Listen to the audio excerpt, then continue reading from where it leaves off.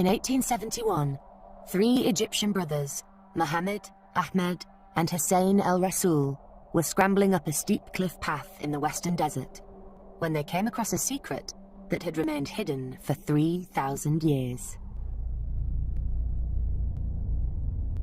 Several boulders had shifted to reveal a narrow cleft in the base of the rocks.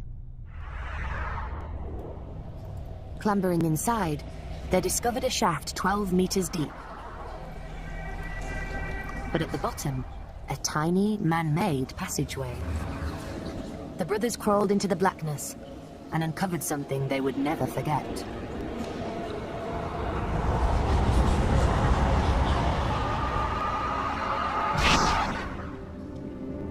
Dozens of mummified bodies. One of them was discovered to be a high priestess and daughter of a pharaoh. Her name was Mat-Kare. But Mat-Kare was not buried alone. At her feet was an infant-sized bundle. For over 100 years, it was presumed Mat-Kare had died in childbirth, her baby buried with her. But modern medical techniques revealed the bundle to be something very different. We'd always thought it was a child, but the X-ray showed that in fact it contains a green monkey, a vervet, and not a baby at all. This monkey was found with Mat-Kare sort of cradled against her body, so I think it must have been a beloved pet. The brothers' discovery was yet another episode in centuries of interest in Egyptian mummies, both human and animal. 19th century collectors removed thousands of them, and many have ended up in museums across the world. Now, experts are applying 21st century science and technology to look inside these animal mummies, revealing fascinating new details about religion and belief in ancient Egypt. These mummies give an insight into understanding the relationship between human beings and animals. Animals were magical creatures who could in fact speak to the gods. And new techniques are helping archaeologists to expose the shocking reality at the heart of this ancient ritual.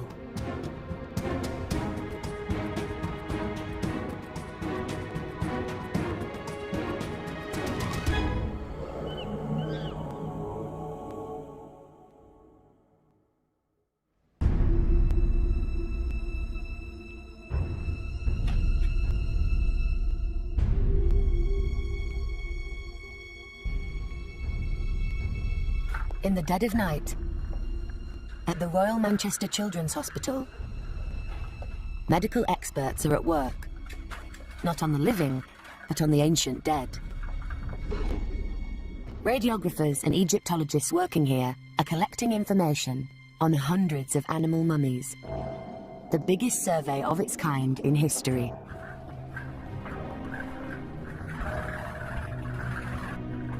The team are using the latest medical imaging technology when it's not needed for human patients, so they can see inside the mummies without damaging them. First on the X-ray table is a small bundle that's usually on display at Manchester Museum. It was made in southern Egypt between 664 and 332 BC. Next, a CT scanner takes hundreds of X-ray images or slices from 360 degrees around the mummy. These images are combined to create a three-dimensional model.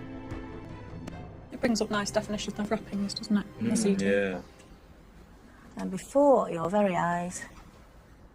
Oh. There we are. What a rodent. He's got very, very prominent incisors, because then he's got a space until you reach the molars. He couldn't be a shrew, could he? Possibly. To be able to look at the inside of something that was wrapped possibly 2,500 years ago in the deserts of ancient Egypt is absolutely astounding, and it never ever fails to amaze me what we find when we have scanning sessions at the hospital. There's always something that's a little bit surprising, and that's what makes every mummy different.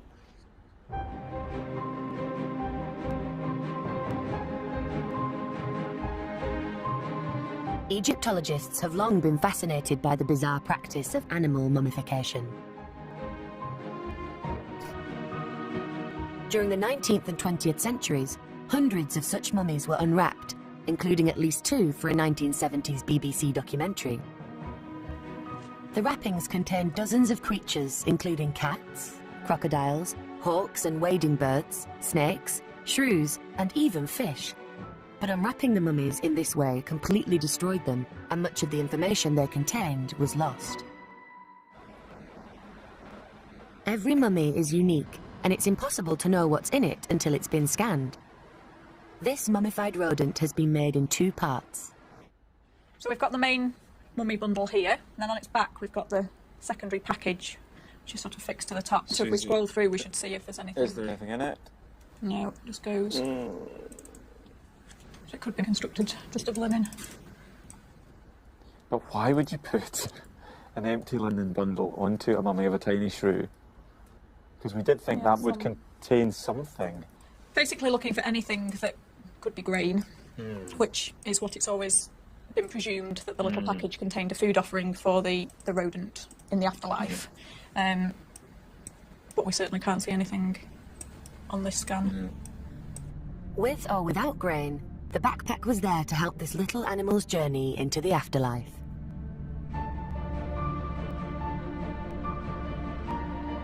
The ancient Egyptians believed that animals, like humans, had a soul that survived death. Professor Joanne Fletcher is an expert on ancient Egyptian beliefs. It's quite clear that for the ancient Egyptians, death was simply a transition into another world that replicated life on Earth. For instance, the bases of some coffins have maps of the afterlife, so the deceased would know just where to go to find their way through into the next world. Whether human or animal, by mummifying a body, the ancient Egyptians believed they were providing the soul with a physical vessel for its journey to the afterlife. Mummification is very important for animals just as it is for humans, because that is the act which makes sure that they can make it from this life to the next and live forever. Nice and gentle. There we go. Oh. Lovely. Back at the hospital, the team is scanning a crocodile mummy. He's a lovely one, I like him. He's got a very unnatural shape though, because he's quite short. Yeah. Do the scan now. And in we go. Continuing the Victorian obsession of mummy collecting, this specimen found its way into the Manchester Museum via German collector Maximilian Robineau, who visited Egypt in 1896. Its exact contents have remained a secret for thousands of years, until now. Well, didn't expect that, did we? So we had what looked like a complete crocodile mummy bundle, so we're expecting 1 crocodile. And we've got 4 skulls in a line. So he's picking something up here. Oh, In there. What's that? So there's something else in there as well. Oh, There we go. There you go. oh There's your little wow. crocodile. Oh, look, a The complete one. Is it complete? crocodile. And just look. There's one there. Oh, wow. So that's 1, 2, 3. So how many in total do you think? 4 skulls and 4 yeah, babies. 4 baby crocs and Oh, 4. 8. So 8 all in one. But the question is, why on earth would you have 8 individual crocodiles represented in one quite small mummy? Each mummy should have 1 animal. They have got crocodile mummies where they've buried babies with an adult one, haven't they? Oh. But I mean, these aren't adult sized, are they? They're still quite small. they're And still then there's quite sort of hatchling ones. That's interesting. The scan reveals more. There's evidence of tricks of the embalmer's trade. Oh. So they've used look, a stick or a like a reed stick. to create the shape. Of course, you've not got the complete skeleton to provide shape and To the shape, rigidity. and- Obviously, a great amount of time and effort's gone into producing what looks like a complete crocodile from package. bits and pieces, essentially. Whoever mummified these 8 crocodiles did so with considerable care and attention to ensure their souls made it to the afterlife.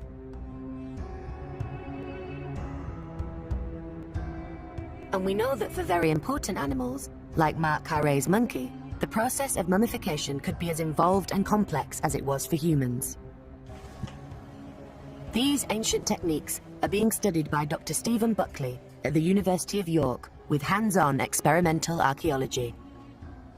And what the experimental archaeology does is it allows you to get your hands dirty, and in that way allows a far better understanding of the processes, the methods, the materials they must have used. Like all the animals he uses, The piglet Stephen's mummifying today died of natural causes. Every animal the ancient Egyptians mummified was treated with the utmost respect, and the embalmer's first job was to remove the internal organs to stop the body from decaying. Here I have the stomach, that's the liver, and I have one of the lungs. In very special cases, the embalmers even placed the internal organs in their own sacred jars to be buried alongside the animal. Just feeling the heart. The idea certainly was to try to leave the heart in, because it was the seat of the soul. And so the heart was important to leave in so that it would be there for Judgment Day, really. And so seen as a vital organ in the context of the afterlife. With the internal organs removed, the cavity could be sterilised with alcohol. Embalming was a highly technical and skilled practice, and there were groups of people who were specialized in it. So it wasn't something that, oh, I'll do it myself and then take it off and give it to the god. So you had to go to the temple and someone else would do the whole thing for you. The embalmers then filled the cavity with linen bags containing rare spices such as cinnamon and myrrh. Myrrh came from possibly Somalia, possibly the other side of the Red Sea as well, Yemen. An expensive ingredient. And also cinnamon, of course, coming from India, coming some distance. And all these ingredients have antibacterial components. So not only do these packages retain the original shape, but they also protect it. With the body packed out, the embalmers could begin the ritual of covering it with a special resin. The recipes for these sacred resins remained a mystery for thousands of years, but Stephen has been able to isolate the exact ingredients. This recipe is made up of sesame oil, pine resin, and beeswax. The mixture sets so that it would seal the body, and so provide a complete protective barrier to insects that might want to get in, but also kills bacteria. The key to successful mummification was to dry out the body completely. So the embalmers used a naturally occurring salt called natron, mined from 2 hidden locations in the north and south of Egypt. What the natron does is to effectively suck out the water from the body, but also the alkaline content helps inhibit the bacteria and enzymes that cause decay. The largest animals were packed in natron for up to 40 days before the ceremonial wrapping of linen bandages could begin.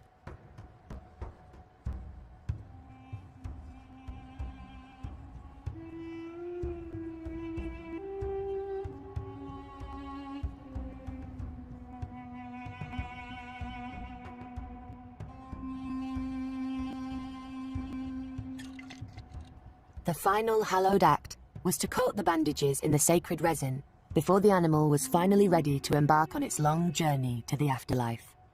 Ancient Egyptian mummification was actually involved and costly because some of these ingredients were coming from quite some distance. And they clearly went to great effort to mummify some animals in a similar way that they did with humans.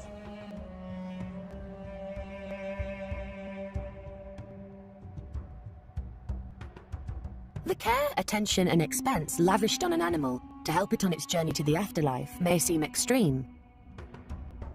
But there was one creature whose treatment overshadowed all others.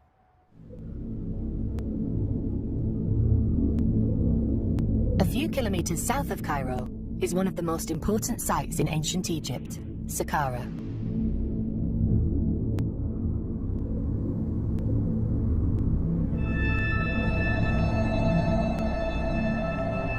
Overlooking the ancient city of Memphis, Saqqara was a sacred place 5 kilometers square. And it was the final resting place of the most important animal in ancient Egypt.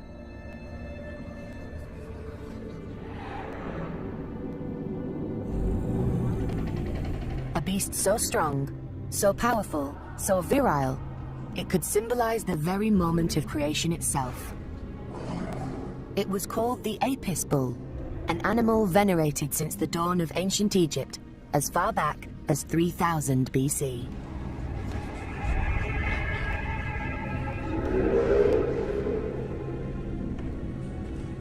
Dr. Aidan Dodson of Bristol University has been studying this bull cult for over 20 years.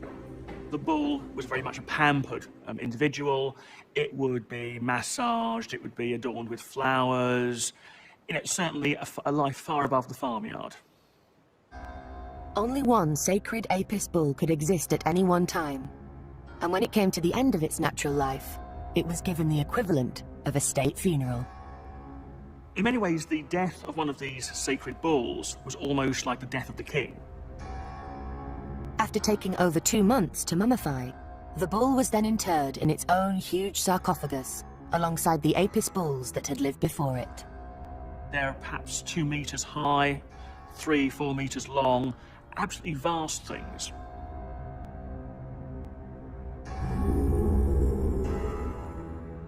The burial of a sacred bull like the Apis clearly involved a vast amount of human effort. The people who were quarrying the tomb, those who were making the sarcophagus for it, those who were doing the embalming process. There's also going to be all kinds of ceremonial around there. There's probably feasting around it as well. So there is a huge amount of resource being put into this. More than 50 Apis bulls were buried at Saqqara. None of their remains survive, as they were either stolen or destroyed centuries ago. But experts do know an extraordinary amount of care and effort went into mummifying and burying every one of these great beasts, making the cult of the Apis bull one of the greatest examples of devotion to animals in human history.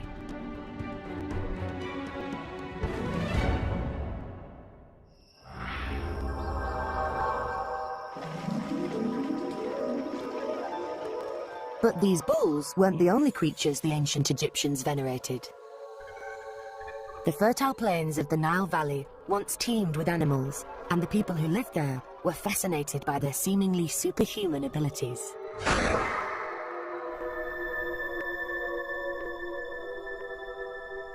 Each type of animal embodying certain powers that humans didn't have, so this made them special. It almost seemed as if the animals did have these magic qualities. Cats, for instance, that can see in the dark. What a brilliant skill to have. So they had great respect for animals.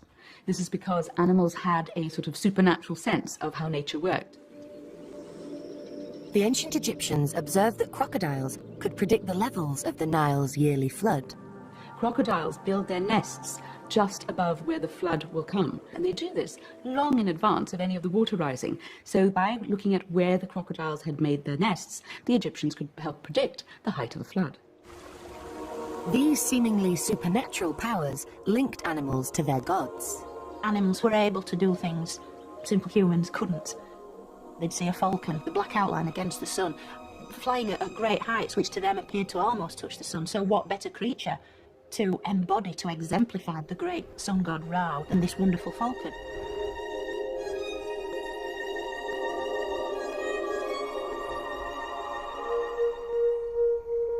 Baboons are associated with the sun god because in the morning, just before sunrise, they turn towards where the sun rises, stretch up their arms, and make a terrible racket. So the Egyptians thought the baboons are singing to the sun and helping the sun rise, and they're protecting the sun from his enemies. Animals were magical creatures who could in fact speak to the gods. Of course, not all of them were sacred, otherwise they wouldn't eat them or use them to plough the field. So it is only special animals that were regarded as sacred.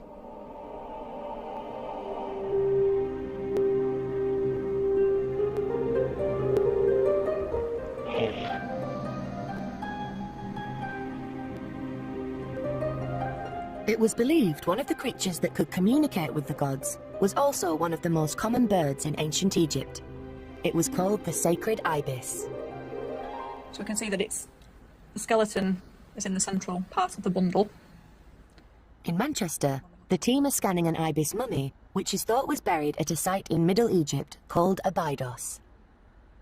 This is a mummy bundle presumed to be that of an ibis, from the external appearance. Ah, there we go, you see. The sacred ibis bird has been extinct in Egypt since the 19th century, but similar species can still be found in Africa.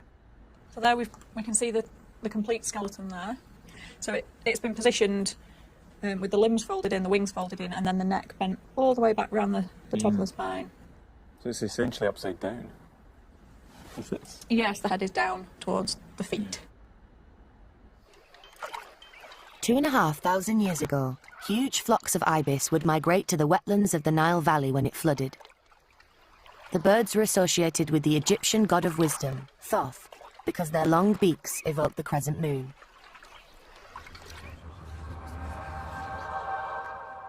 Artifacts found buried with sacred ibis birds provide clues to why the ancient Egyptians mummified them.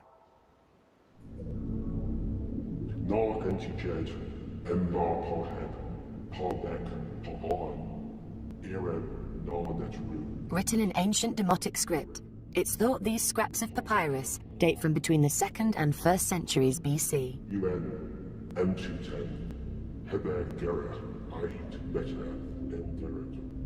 Experts think they were buried to the south of Saqqara, at another religious site called Tuna El Gebel. Now the papyri are held in the storerooms of the British Museum. Kerry Martin is an expert in ancient languages and can translate this demotic text. It's a plea from a son whose father is desperately ill, and the son is worried that his father's about to die. And he says to the god, he's praying to the god, he said, look, if my father recovers, if he doesn't die of the illness that he's currently suffering in, I will make an offering for the burial of the sacred ibis. I will provide money for this, and I'll provide it on a regular basis. If my father lives, I will help you, I will honour you, O God. So he's desperate. His father is dangerously ill. He doesn't know what else to do. He's appealing to the gods for help. Pleas to the gods like this one would have been placed with the animal mummy before burial. An animal mummy was more potent than anything else to get your message to the god, because of course once the animal died and was mummified, its spirit immediately moved into the land of the gods. So there it had direct access to the gods and could take your request to them and constantly be there saying, hello God, so-and-so wants such and such, and constantly be there reminding the god of your request. The divine was an integral part of day-to-day life. It was totally and completely tied up in their normal existence. And the Egyptians must have had so much faith in what this mummy would do for them in terms of the gods granting them their wishes. The ancient Egyptians were using animal mummies as what are termed votive offerings, vessels to carry their pleas to the gods. Votive offerings are not just something that you see in ancient Egypt. This practice continues today because votive candles, which are the same as a votive mummy really, are burnt in churches, and the smoke is supposed to take your prayer off to God. So you can see how organized religion today still uses the same trope that ancient Egyptians did.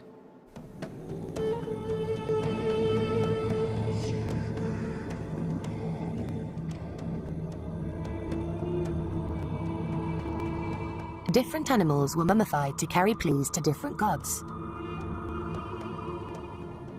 Just how extensive this practice was can be revealed at the sacred site of Saqqara.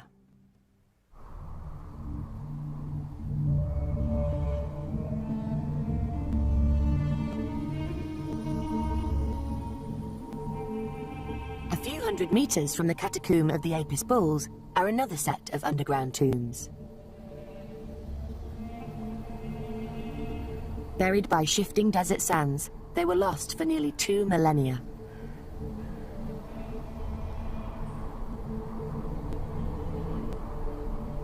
Professor Paul Nicholson has been excavating and mapping the Saqqara site for over 20 years. He first entered this tomb in 1995. Now he's returned to explain what he found.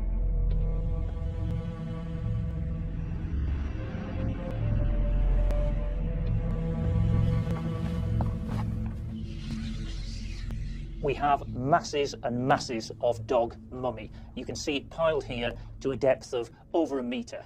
Some thousands of them running back 20 or so metres to the end of the burial gallery. Originally, we can imagine that most of them would have been nicely stacked one on top of the other in layers. They would have been well wrapped soaked in resin. But what's now happened is that that resin has broken down, the bandages have gone to powder, they've been turned over by robbers, so that we're left with only a few complete examples sitting on the surface of the pile. And this is only one of over 40 galleries in the catacomb itself. Our estimate is that there were somewhere between 7 and 8 million animals originally placed in the dog catacomb. It's likely the dog catacombs were in use for around 500 years, meaning up to 16,000 dogs were mummified and buried here every year. The dog catacombs are huge. The main corridor is around 170 meters long, with galleries leading off it every few meters. Originally, each gallery was 1.5 meters deep in dog mummies. But this catacomb is only one of at least 8 underground animal tombs at Saqqara, filled with up to 15 million animal mummies of different types. And Saqqara is not the only site. 30 more have been found right across Egypt that may have held up to 70 million mummified animals.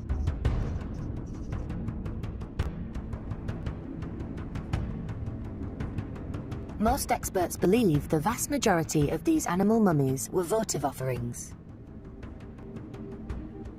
These millions of votive mummies that we have, each one is the prayer of an individual. So they don't just represent a prayer, but they represent millions and millions of believers who actually went to the temple, made this dedication, and believed in that God.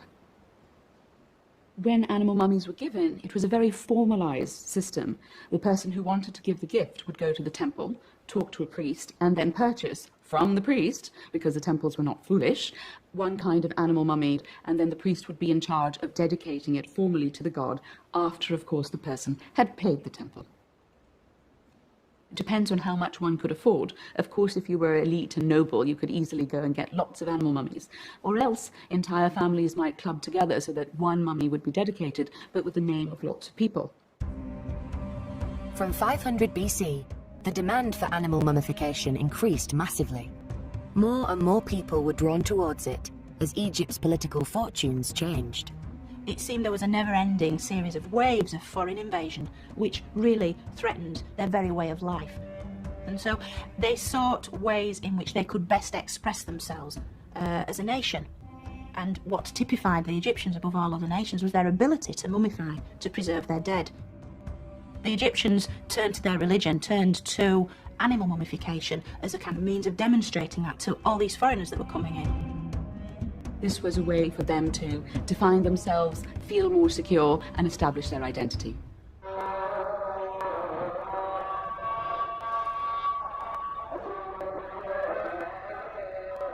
To account for the millions of animal mummies found at Saqqara, experts think that large religious festivals must have been held there, attracting pilgrims from across the country. Thousands and thousands of people would probably flock there for the big celebrations. So you would have lots of people there, you would have lots of people buying things, selling things, food, drink. So it would be densely populated, very lively, noisy, smelly. And it would be really sort of a mass festival, the same way you have at important shrines nowadays. Early writers suggest hundreds of thousands of pilgrims were visiting Saqqara, spending huge amounts on votive offerings. The personal ritual of offering an animal mummy to a god had become big business. When one looks at the number of sites where animal mummies occur throughout Egypt, you can tell that this was a massive industry, because you had to have people all over the country who were rearing different kinds of animals. You have to feed them, you have to look after them. Then there were people who were going to mummify them. So you need all the materials that were used for mummification as well as all the personnel. People were expending huge amounts of money on bandages and paint, plaster, gilding, maybe even glass eyes, all kinds of stuff in order to produce these animal mummies. And this had a huge impact on the economy of Egypt.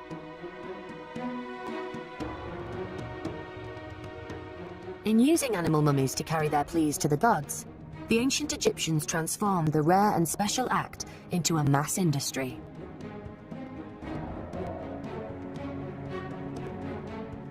Latest imaging techniques have given archaeologists more insight into why.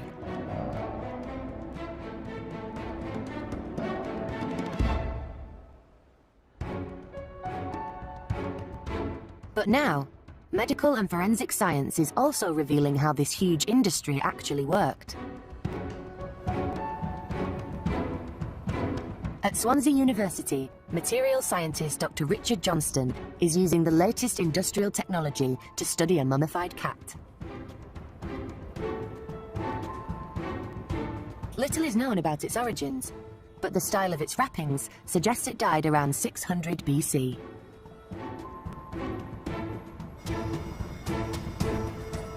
The micro-CT scanner produces images with 100 times the resolution of normal CT scans.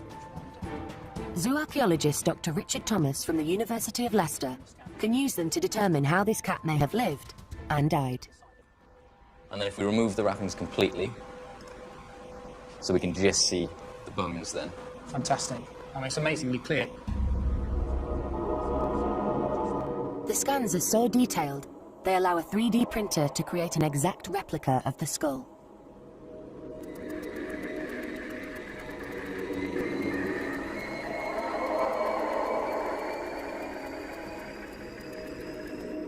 For the first time, Richard can actually feel the bones for himself.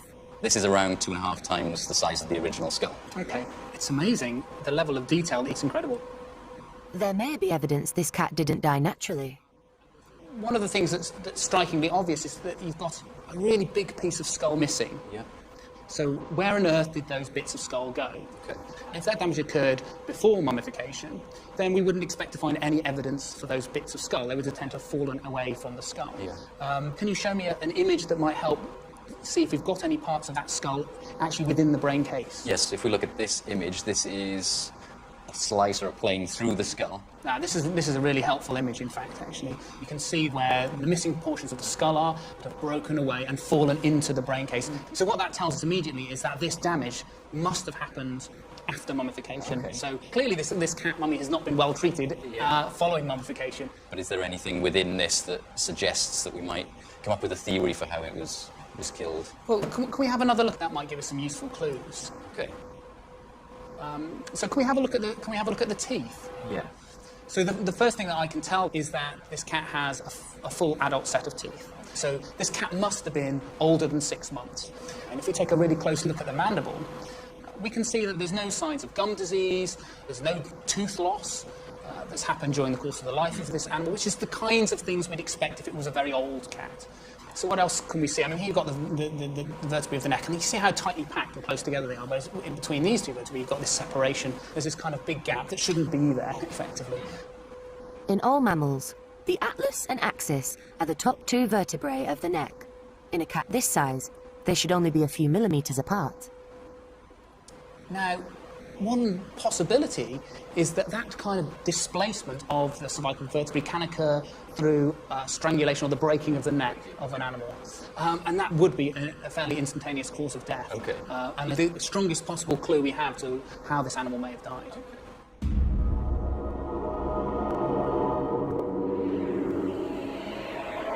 But this cat isn't the only animal mummy which shows signs of being deliberately killed. So this is the upper part of the skull, and actually there looks to be a defect there. Can you see in the skull, on the top of the skull? So there's a bit of bone actually missing there. The Manchester team are grappling with their largest mummy, a Nile crocodile. Get ready to catch him? He's actually quite heavy. It's all that resin, I think. Just moving back in now. That's it. Just check nice and slowly. Make sure he doesn't come a crapper. That's brilliant. At nearly 2 metres long, the team estimate it must have been around 5 years old when it died. The fracture pattern to the crocodile's skull suggests this was a fatal blow, delivered before it was mummified. But the scans reveal more. Something's happened here. The ancient embalmer who mummified this crocodile didn't use the most thorough techniques. So can we scroll through? So these little opacities here are most probably gastroliths, which crocodiles swallow. So they ingest food in big chunks, often whole, and then they use stones which they've ingested to break up the food. But of course, that does prove that it's still got its internal organs because they're still in the abdomen. They've not been. So it's not been eviscerated.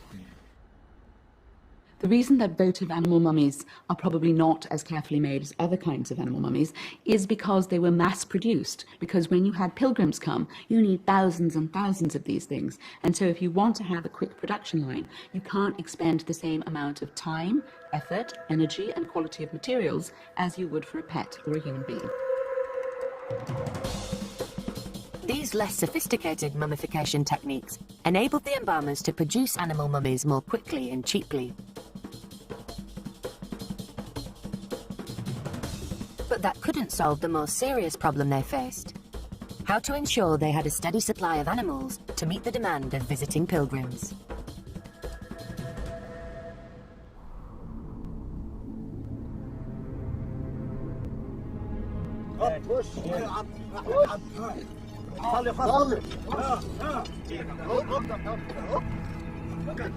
Lost for over 2,000 years, this ibis bird catacomb at Saqqara was rediscovered by archaeologists in the 1960s. It's been sealed for 20 years. Now molecular biologist Sally Wassef is going to re-enter the tomb.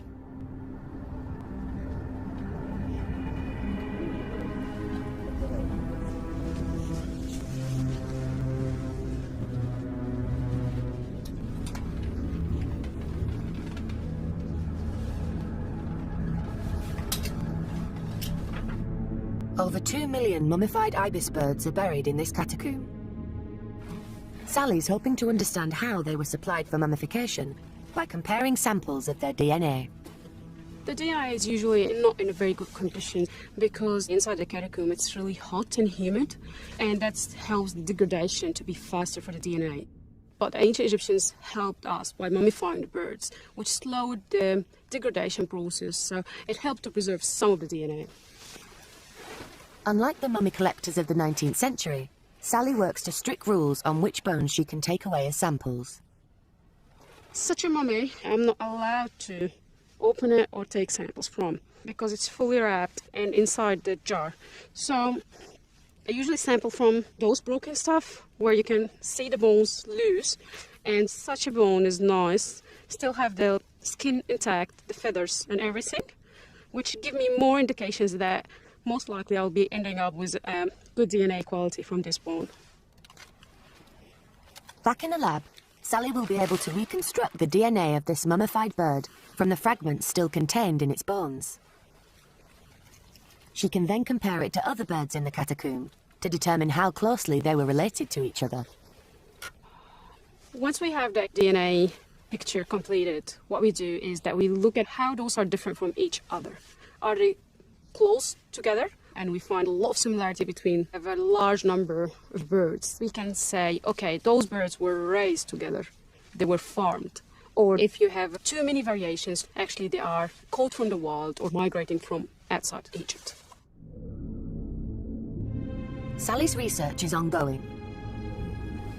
But so far, results have suggested there is a low genetic variance between mummified ibis birds at Saqqara. If proven, it's evidence the birds were being farmed to satisfy the increasing demand for animal mummies.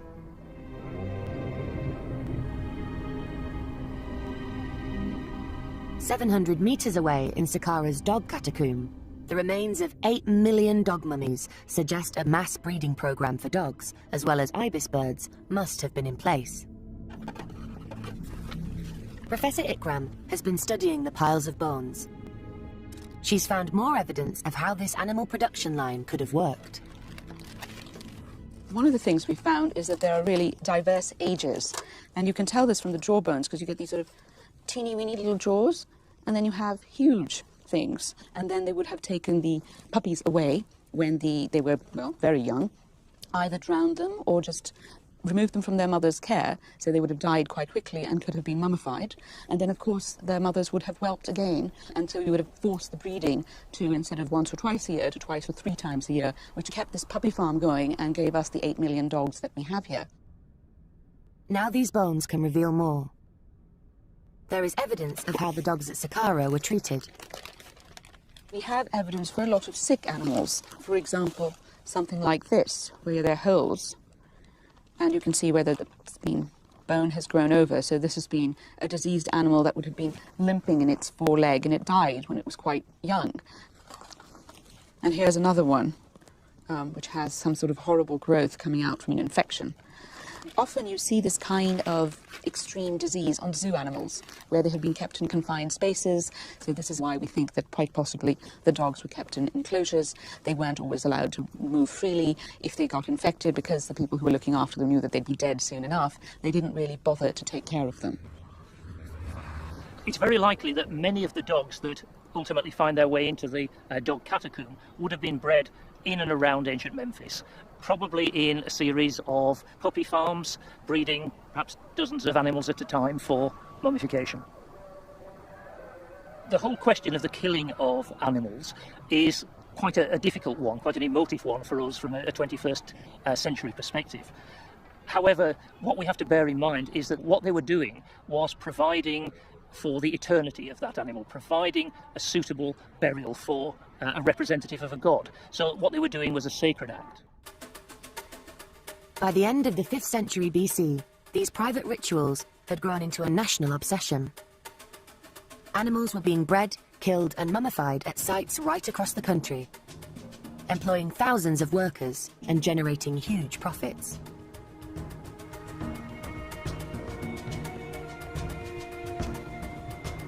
And then, 200 years later, another huge political upheaval shook ancient Egypt. The ruling Persians were replaced by Greeks who poured money into animal cults. It became a massive, massive growth industry, even more than before. They were spending the equivalent of millions today on maintaining cults that were, for the Egyptians, crucial to the continuation of this culture. Animal mummification had become a tool of state control. Religion is a very unifying force, and politically, it's every politician's dream. If you've got this idea of mass control over millions of people through a form of religion you ultimately fund and sustain, it's brilliant because you have control of those people.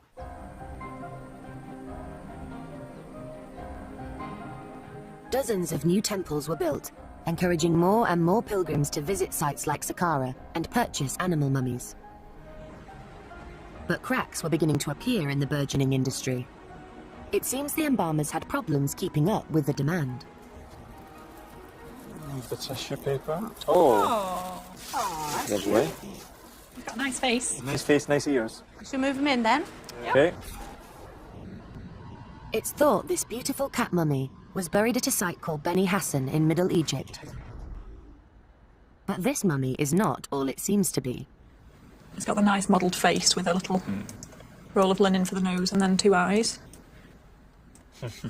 She's very cylindrical, it's quite typical of a cat mummy.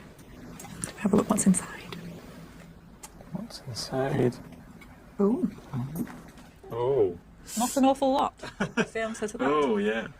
Would you say there's bone? Got the density of bone. Would you agree? There's not limbs or anything like that. You can't see long bits of limbs or anything like that. Ooh. Vertebra? That's about the most substantial, isn't it, really? Certainly not the complete cat skeleton that we were imagining we would see. What you see on the outside is not always what you see on the inside. If they are skeletal remains, they're in sort of that area there. So if they'd made a kind of core, if you like, from bits and pieces that were lying around, and then they've made it quite deliberately elongated and made into a much bigger bundle. It's been very decoratively wrapped, and then given this wonderful modelled face. In fact, these incomplete or partial animal mummies have been a common feature of Lydia's study. Their contents hidden from pilgrims and museum curators for thousands of years. We found that in about 2/3 of the cases, we have got some animal skeletal material, but then only in about half of those do we have a complete animal skeleton. So somewhere between 1/3 and 1/2 of all the mummies we've looked at have a complete animal inside. Most 19th and 20th century Egyptologists thought this was evidence the embalmers, either struggling to keep up with the demand for animals or just keen to make some easy cash, were swindling pilgrims by selling them fake mummies without their knowledge. But by analysing the wrappings and resin used in the mummification process, scientists like Stephen Buckley are challenging this assumption. What's interesting is that we're seeing recipes, different recipes for different animals. We found with cat mummies, for example, pistachio resin from northeast Mediterranean. And yet the crocodile mummy, we found sandarak, a resin from northwest Africa, from the Atlas Mountains. The molecular fingerprint, if you like, is showing us that they were using exotic, expensive ingredients from far and wide, so quite a lot of care and expense. Crucially, Stevens found traces of expensive resins not only on the complete animal mummies, but on the partial ones as well. With these so-called fakes, the embalming agents where they're using costly imported ingredients, the recipes are the same as those used on those mummies where the full animal is there. So the fake mummies are actually, as far as the embalming agents are concerned, treated with the same amount of effort and care and expense. And it seems to be that with that, whether it was just a bone or the real animal, as long as the recipe was there, as long as it looked right, that was good enough for the gods. It's scientific proof of the embalmer's intentions. To the ancient Egyptians, even the tiniest fragment of bone must have been deemed sacred and worthy of mummification. You've got to remember these things were presumably made to be sold to pilgrims, so you want your product to be attractive, and maybe it's sufficient to have the sweepings from the workshop. That's got enough magical religious power to satisfy your plea to the gods. It's suitable for the goddess Bastet, presumably the cat goddess, and that's, you know, the job's a good one.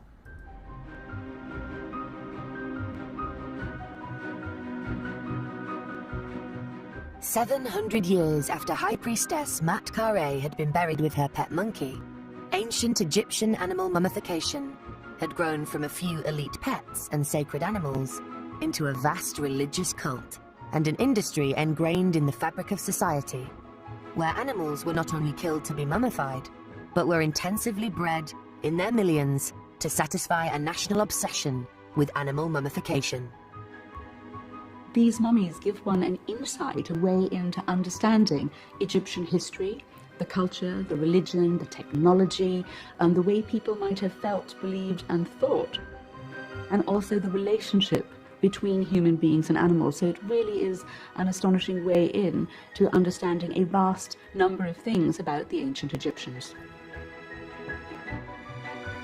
But the ritual of animal mummification wasn't to last.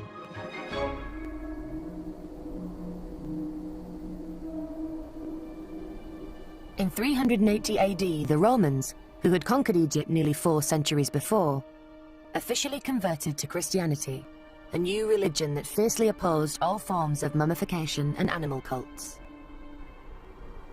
All Egyptian temples were closed down, and not only did this prevent worship continuing, but each temple functioned as a kind of town hall for every settlement throughout Egypt. So by closing the temple, you not only put an end to the pagan practices of worship, but also the transmission of ideas, the mummification of humans and animals. The demise of animal mummification didn't only signal the end of its religion, but the entire Egyptian civilization. The early Christians did everything they could to distance themselves from these pagan practices, and that's when you see a great divide. And of course we in the modern West have gone with the Christian notions. The ancient Egyptians are left over there, and that's why today we see their practices, their beliefs as quite strange, different to ours, and they can be quite difficult to understand. And I think this is nowhere better exemplified than in their practice of animal mummification.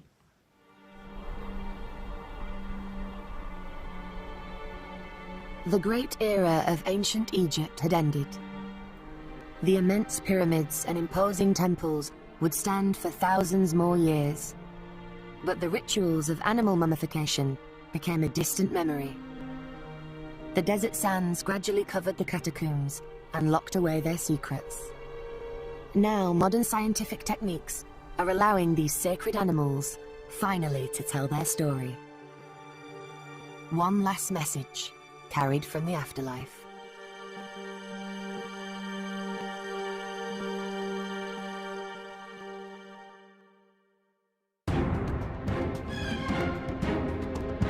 Oh, happy days here next on BBC Two. It's Go for the new series of episodes, and Matt LeBlanc has big money worries. Over on BBC 4, Neil Oliver follows in the footsteps of 4 Scottish explorers, starting with David Livingstone.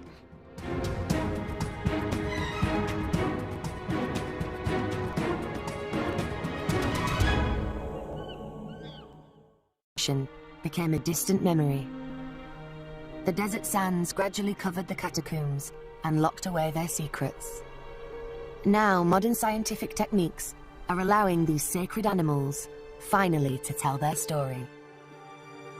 One last message carried from the afterlife.